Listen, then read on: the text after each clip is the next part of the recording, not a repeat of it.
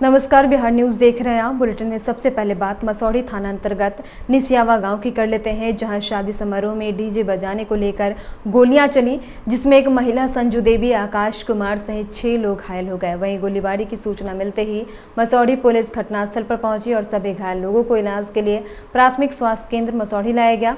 फिलहाल मसौढ़ी पुलिस इस मामले को लेकर छानबीन में जुट गई है। घायलों के बयान पर मसौढ़ी थाने में मामला दर्ज कराया गया है। वो लोग बराती बोला कि ज्यादा बोलेंगे ना, शराब उरा पी ले था और कुछ बराती था, मैं कुछ पहुंचाने वाला शराबी भी था। कितना लोग घायल है? गोली भी चली है?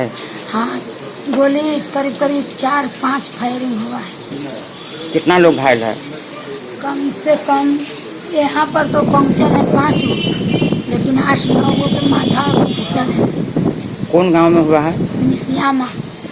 बार अनुमंडल में बाढ़ थाने की पुलिस ने एनएच लुटेरे गिरोह का उद्भेदन कर लिया है। साथ ही गिरफ्तार 5 लुटेरे के पास से 2 पिस्टल और 8 कारतूस के साथ 4 बाइक भी बरामद किया। मामले में प्रेस वार्ता करते हुए एएसपी अरविंद प्रताप सिंह ने इसकी अधिक जानकारी दी है। सबसे पहली घटना 8 तारीख को बख्तियारपुर 4 लेन पर हुई थी, जिसमें कुछ अज्ञात मोटरसाइकिल सवारों ने एक मोटरसाइकिल सवार व्यक्ति को रोका और उनको पिस्तौल का भय दिखाकर लूट लिया। इसके आधार पर बख्तियारपुर थाना कांड संख्या 185/22 दर्ज किया गया था।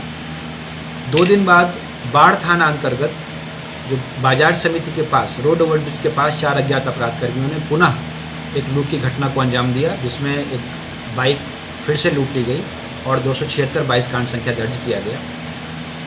इसी तरह से 11/5/22 को बख्तियारपुर 4 लेन पर फिर सत्यम होटल के पास एक लूट की घटना कारित की गई और इन तीनों घटनाओं में बाइक लूटी गई थी। तीनों घटनाओं का मोडस ऑपरेंडाई सेम था। इसके आधार पर बाढ़ और बख्तियारपुर थाना ने अपना अनुसंधान प्रारंभ किया।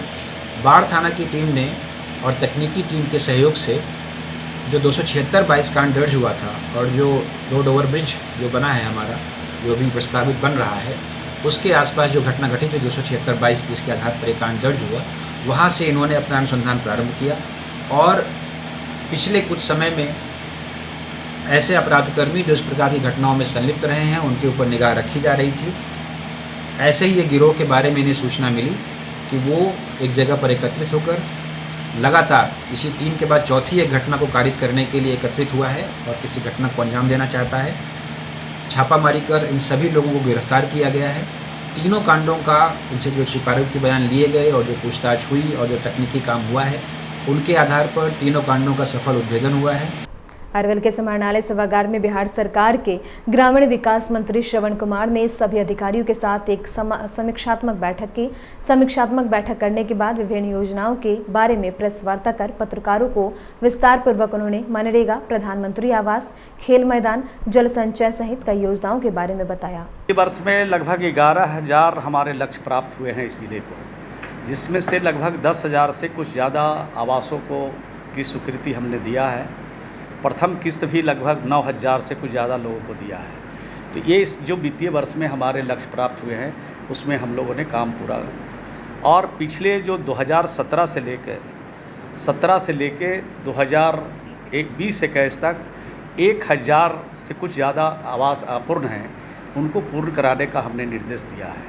और मैं समझता हूँ कि उसमें से 17 ही ऐसे लाभुक हैं जो बाहर थे, उनको भी चिन्हित कर लिया गया है और उनको भी ये सुविधा मिल जाएगी। जल्द ही उस सुविधा, ये आवास की सुविधा उनको मिलेगी। और 2012 से लेके 2015 तक जो इंदिरा आवास है उसमें थोड़ी हमारी कमी है। उसके लिए अलग निर्देश हमने दिया है कि जितने भी हमारे लाभुक शेष बचे हुए जिनके घर के पूर्ण नहीं हुए हैं, उसमें जो हमारे बिहार के सरकार और बिहार के मुख्यमंत्री श्री नीतीश कुमार जी ने 1 मार्च 2010 से पहले जिनके आवास की स्वीकृति मिली है और उनका आवास अपूर्ण रह गया है, उसको बनाने के लिए 50,000 रुपया राज्य के खजाने से देने का फैसला है। तो उस परिधि में अगर जिनके घर आएंगे अधूरे रह गए हैं, उनको भी हम लोग बना देंगे 50,000 रुपया देके। और ऐसे वीडियो को हमने निर्देशित किया है कि एक एक घर जो अपूर्ण है उसको आप खुद देखें, खुद मॉनिटरिंग करें और बैंकों से राशि दिला करके उनके घर को पूर्ण कराएं।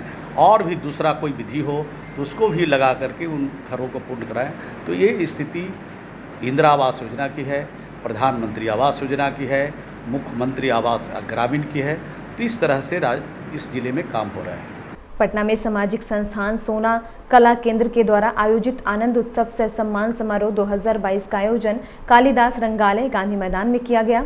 इस कार्यक्रम के तहत सामाजिक कार्य एवं कला के क्षेत्र में कार्य कर रहे 51 युवाओं को सम्मानित किया गया। साथ ही रंगारंग सांस्कृतिक कार्यक्रम का भी आयोजन किया गया। कार्यक्रम में मुख्य अतिथि के रूप में आलोक राज IPS पद्मश्री, विमल जैन फिल्म अभिनेता, शक्ति कुमार और अभिनेता दीप श्रेष्ठ एवं ओल्ड चंपारण मीट हाउस के संस्थापक गोपाल कुशवाहा सहित अन्य अतिथियों ने दीप प्रज्वलित कर कार्यक्रम का शुभारंभ किया। कार्यक्रम में ओल्ड चंपारण मीट हाउस के संस्थापक गोपाल कुमार को सम्मानित किया गया।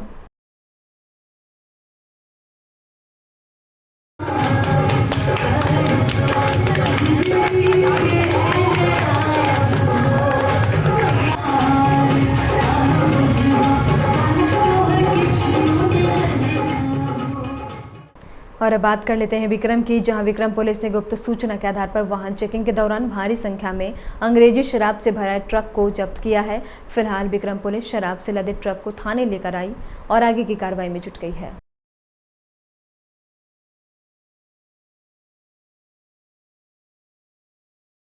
बेगूसराय में बेखौफ बदमाशों ने रंगदारी की मांग को लेकर घर पर दहशत फैलाने के लिए 2 राउंड फायरिंग की। घटना नगर थाना क्षेत्र के हेमरा चौक की है। बताया गया कि हेमरा चौक निवासी अनिल कुमार रविवार की रात 8 बजे अपने घर पर थे, तब 2 लोग पहुंचे और उनसे 5 लाख रुपए रंगदारी की मांग की। साथ ही धमकी दिया कि अगर 5 लाख रंगदारी नहीं दिया गया तो उनको और उनके परिवार को जान से मार दिया जाएगा। वहीं इस दौरान बदमाशों ने घर के बाहर 2 राउंड फायरिंग कर दहशत भी फैलाने की कोशिश की। मामले में नगर थाना पुलिस भी मौके पर पहुंची और पूरे मामले की जांच पड़ताल में जुटी है। अपने घर पर बैठे हुए थे प्रिंस कुमार और श्याम, दोनों आया और वहीं से कहा जो हमको 5 लाख रुपया दे दो, नहीं तो हम जान से मार देंगे। और उसके बाद गोली चला के भाग गया। उसके बाद हम नगर थाना गए, दरखास्त दिए, FIR नगर थाना में लिया। उसके बाद हम अपना घर पर आए हैं। अब हमको दहशत है कि कभी भी कुछ कर सकता है। मधुबनी लोकसभा के भाजपा सांसद डॉक्टर अशोक यादव ने बेनीपट्टी के तिसियाही में प्रधानमंत्री ग्राम सड़क योजना के अंतर्गत करीब 3.5 करोड़ की लागत से धगजरी से अधवारी तक करीब 8 किलोमीटर में निर्मित सड़क का विधिवत उद्घाटन किया। इस अवसर पर सांसद ने कहा कि मधुबनी लोकसभा के 4 विधानसभा क्षेत्र में 75 किलोमीटर सड़क के लिए अनुशंसा की जाएगी, जो 7 मीटर चौड़ी उच्च स्तरीय सड़क होगी। साथ ही नदी और तालाब के पास जो सड़क बनाई जाएगी वहाँ प्रोटेक्शन वॉल निर्माण के लिए प्रधानमंत्री से अनुशंसा की जाएगी। बिहार में जब से NDA की सरकार बनी, पूरे बिहार में सड़कों का जाल बिछ गया। पहले के शासन काल में जिला हेडक्वार्टर, ब्लॉक हेडक्वार्टर, अनुमंडल हेडक्वार्टर, यहाँ तक जाने के लिए कोई रास्ता नहीं था और गाँव में पक्कीकरण या PCC ढलैया लोगों के लिए एक सपना हुआ करता था और बिल्कुल लोग निराश और हताश हो गए थे। नदियों पर पुल का अभाव था।